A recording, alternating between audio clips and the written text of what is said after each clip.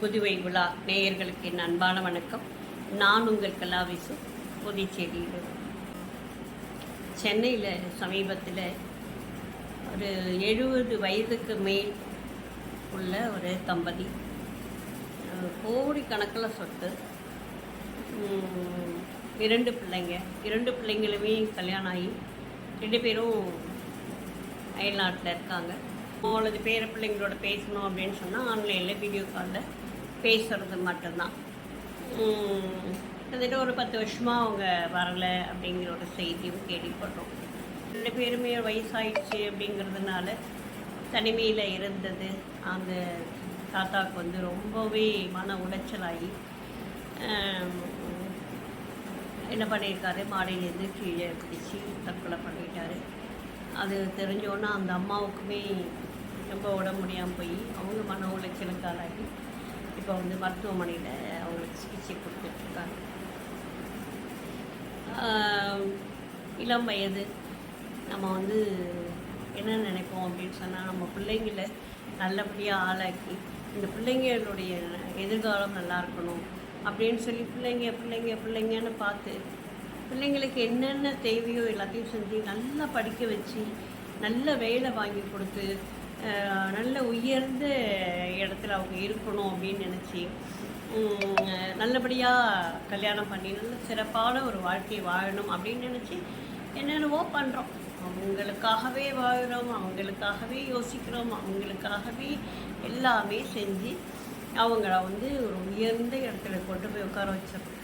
சம்பாதிச்சதை கூட நான் நிறைய பேரண்ட்ஸை பார்த்துருக்கேன், நிம்மதியாக தான் வயிற்றுக்கு கூட சாப்பிட மாட்டாங்க. பிள்ளைக்கு வேணும், நாளைக்கு வேணும் அப்படின்னு சொல்லி சேர்த்து வச்சு அந்த பிள்ளைங்களுடைய வாழ்க்கையை செம்மையாக்கிய பிறகு இவர்களுடைய வாழ்க்கை அப்படின்னு வரும்போது ஒரு கேள்விக்குறியாகிறது. பிள்ளைங்க வளர்ந்துட்டாங்க, சொல்லுவாங்க இல்லையா, கிழிக்கு ரெக்கம் முளைஞ்சிருச்சு, அது பறந்துடுச்சு அப்படின்னு சொல்லிட்டு. அது மாதிரி அவங்களுடைய வாழ்க்கையை அவங்க பார்க்குறதுக்கு, அவங்க பிள்ளைங்களை பார்க்குறது, இப்படி அவங்களுடைய வாழ்க்கை திசை மாறி போயிடுது. நம்மளை பெற்றாங்களே ஒருத்தவங்க, நம்மளை வளர்த்தாங்களே ஒருத்தவங்க, இன்றைக்கி இந்த நிலைமைக்கு இருக்கிறதுக்கு அவங்க தானே காரணம் அப்படிங்கிற அந்த உணர்வுகளை எல்லாம் அவங்க தொலைச்சிடுறாங்க அப்படின்னு தான் நம்ம சொல்லணும். நிச்சயமாக இந்த உணர்வே வரமாட்டேங்குது அவங்களுக்கு. அது வந்து நிதர்சனமான ஒரு உண்மை. அம்மா அப்பாவை கூட வச்சு பார்த்துக்கிறவங்களுக்கு அல்லது அம்மா அப்பா மேலே அன்பு வச்சுட்டு இருக்கவங்களுக்கு கோவம் வரலாம். இது வந்து எங்கேயோ 1-2 இருக்கும்னு நினைக்கிறேன். 100க்கு 70% மேலே வந்து அம்மா அப்பாவை கவனிக்காத பிள்ளைகள் தான் இருக்கிறாங்க. ஒன்று சரி ஓகே, வந்து ஏதாவது பணத்தை கட்டியாவது ஏதாவது ஒரு முதியோர் இடத்துல சேர்த்து விட்டுருவோம், அவங்கள பார்த்துக்க நம்மளால போக, அதுவும் உண்மைதான். பறையில் இருக்கிற பிள்ளை வந்து மாதத்துக்கு ஒரு தடவை வரணும்னா முடியாது. எங்கேயோ ஒரு இடத்துல அவங்க பாதுகாப்பாக இருக்கட்டும் அப்படின்னு சொல்லி அவங்களுக்கு தேவைகளுக்கு எல்லாத்தையும் பணத்தை கொடுத்து பார்த்துக்கிற பிள்ளைங்க இருக்கிறாங்க. அவங்களையாவது ஒரு விதத்தில் சேர்த்துக்கலாம். என்னென்னே கேட்காத பிள்ளைங்களும் இருக்காங்க.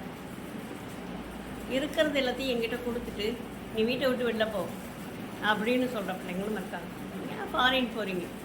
இங்கே இருக்கிற பிள்ளைங்களே வந்து தான் இருக்கிற வீட்டில் அம்மாவுக்கும் இடம் இல்லை, அப்பாவுக்கும் இடம் இல்லைன்னு சொல்லிட்டு வீதியில் விரட்டுற பிள்ளைங்க இருக்காங்க. கொண்டு வந்து முதியோர் இல்ல வாசலில் விட்டுட்டு போகிறவங்க இருக்கிறாங்க. கொஞ்சம் பொறுப்புணர்வோட முதியோர் இல்லத்தை உள்ளே விட்டுட்டு போகிற பிள்ளைங்களும் இருக்காங்க. இது நாளைக்கு நமக்கும் வயசாகும், நமக்கு இப்படிப்பட்ட ஒரு சூழல் வரும். இன்றைக்கி நீங்களே எப்படி இருக்கும்போது உங்கள் பிள்ளைங்க எப்படி இருப்பாங்க? இதெல்லாம் உணர வேண்டிய ஒரு காலகட்டத்தில் நம்ம இருத்தவர்த்தனமாக எல்லோருக்கும் தெரிய வேண்டியது ஒரு அவசியம் அப்படின்னு நான் நினைக்கிறேன். ஏன்னு சொன்னால், அந்த மனுஷன் ஒரு 77 வயசு மனிதர் எவ்வளவு மன உளைச்சலில் இருந்தால் மாடியிலேருந்து குதிச்சு தற்கொலை பண்ணிக்குவார். யோசனை பண்ணி பாருங்களேன். கொஞ்சம் தடுமாறி கீழே விழுந்துட்டா கூட கீழே விழுந்துருவோமோ அப்படின்னு ரொம்ப ஜாக்கிரதையாக வயசாகிடுச்சுன்னா அப்படிலாம் இருக்கணும்னு நினைப்பாங்க.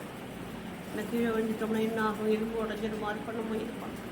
இதெல்லாம் தாண்டி தூக்கி வச்சுட்டு என்னால் இன்னமே வாழ முடியாது, இந்த மன அழுத்தத்தில் இன்னமே என்னால் இருக்க முடியாதுன்னு நினச்சி மாடியிலேருந்து குதிக்கிறாரு அப்படின்னா அவருக்கு எவ்வளவு பெரிய ஒரு மன போராட்டம் நடந்திருக்கணும். இதெல்லாம் கவனிக்காத பிள்ளைகள் வந்து எப்படி அவங்கள பிள்ளைகள் அப்படின்னு நம்ம சொல்கிறது அப்படின்னு தெரியுது. இது வந்து 100க்கு 90 குடும்பங்கள்ல இது இருக்குது. எல்லாரும் மறைச்சிக்கிட்டு வேறு வழி இல்லை, வாழ்ந்து தான் ஆகணும். என்னம்மா எப்படி இருக்க, சாப்பிட்டியா அப்படின்னு கேட்கக்கூட அவங்களுக்கு தோணாது. அப்படியெல்லாம் தான் குடும்பங்கள் இன்றைக்கு சிதறி சின்னாபண்ணமாகி கிடக்கின்றன. அன்பு தான் நம்ம இந்த உலகத்தையே இயக்கிட்டு இருக்கு அப்படின்னு சொல்கிறோம். அந்த அன்பின் மிகுதியில் தான் உங்களுடைய பெற்றோர்கள் உங்களை வளர்த்தாங்க, அன்பாக தான் எல்லாமே செஞ்சாங்க. ஆனால் அந்த அன்பை நீங்கள் புரிஞ்சிக்கலை அப்படிங்கிறது தான் எனக்கு தெரியும். ஏதோ ஒரு நர்ஸை போடுங்க, ஏதாவது ஒரு வேலைக்கு ஆள் வைங்க, பார்த்துக்குங்க அப்படின்னு சொல்லுங்க. கூட கொஞ்சம் பணத்தை கொடுத்து அவங்களுக்கு வந்து ஒரு சர்வீஸ் பண்ண வைங்க. அதுவும் கொஞ்சம் பயமாக தான் இருக்குது, வர்றவங்க எப்படி இவங்கள பார்த்துக்குவாங்க அப்படிங்கிறதெல்லாம் தெரியல. வந்து தயவு செஞ்சு இதை மாதிரியான வயதான பெற்றோர்கள் இருக்கிற பிள்ளைங்க வந்து கொஞ்சம் பொறுப்புணர்வோடு நடந்துக்கணும் அப்படிங்கிறது என்னுடைய வேண்டுகோள். நன்றி, வணக்கம்.